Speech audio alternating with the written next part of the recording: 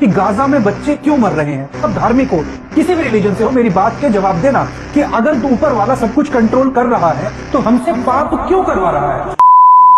जय हिंद दोस्तों, मुफ्ती साहब की इस डिबेट के बाद पूरा नास्तिक समाज हिल चुका है और भी नास्तिक अब सवाल उठाने लगे। इसी बीच में मृदुल भाई ने भी एक सवाल किया कि अगर खुदा इतनी ताकत रखता है या ईश्वर इतनी ताकत रखता है तो वो इंसानों की जो तकलीफें हैं उनको दूर क्यों नहीं कर देता, वो इतनी नाइंसाफी क्यों करता है लोगों से। इसका जवाब देना मैं इसलिए जरूरी समझता हूँ क्योंकि मैं भी खुदा में मानता हूँ, मैं भी ईश्वर में मानता हूँ।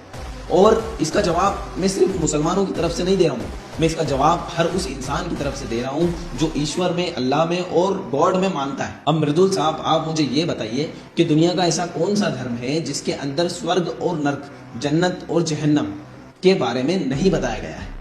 दुनिया के हर धर्म बताया गया है कि आप अगर अच्छा काम करोगे तो आपको अच्छा फल मिलेगा, बुरा काम करोगे तो बुरा फल मिलेगा। तो मृदुल साहब, इस हिसाब से तो हमें यहाँ पर होना ही नहीं चाहिए था, वो डायरेक्ट हमें जन्नत या जहन्नम में भेज देता।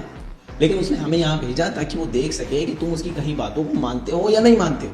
वो तुम्हारा टेस्ट ले रहा है कि तुम अपनी जिंदगी को अच्छे तरीके से जीते हो या बुरे तरीके से। अब अगर कोई टीचर अपने बच्चों की एग्जाम लेगा तो क्या वो किसी बच्चे की मदद करेगा?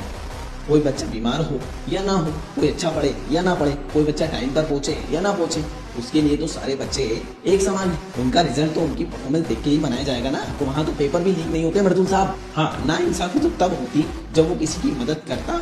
आज अगर पूरी दुनिया में ईश्वर किसी की मदद नहीं कर रहा है तो ये इस बात का सबूत है कि ईश्वर है। तो बात रही गाजा और फिलिस्तीन की, तो आज पूरी दुनिया उन्हें इसीलिए जानती है क्योंकि उनका ईमान चट्टान से भी ज्यादा मजबूत है। अगर मृदुल साहब आपकी तरह वो ईश्वर में यकीन नहीं रखते ना तो या तो वो खुदकुशी कर लेते या फिर यहूदी हो जाते या फिर अपनी जमीन छोड़कर चले जाते। लेकिन वो अपनी जान, माल और सब कुछ कुर्बान कर रहे हैं क्योंकि उन्हें यकीन है कि कोई तो है जो हमें देख रहा है और आज नहीं तो कल हमें इसका अच्छा सिला जरूर मिलेगा। पूरी दुनिया में कितने ही लोग हैं जो छोटी छोटी बातों पर या तो खुदकुशी कर लेते हैं या दूसरों की जान ले लेते हैं क्योंकि वो आपकी तरह ईश्वर में यकीन नहीं रखते। मृदुल साहब, सर्व संस्थापनार्थाय सब भवामी युगे। अब नास्तिक परिवार भी मेरे एक सवाल का जवाब दे दे।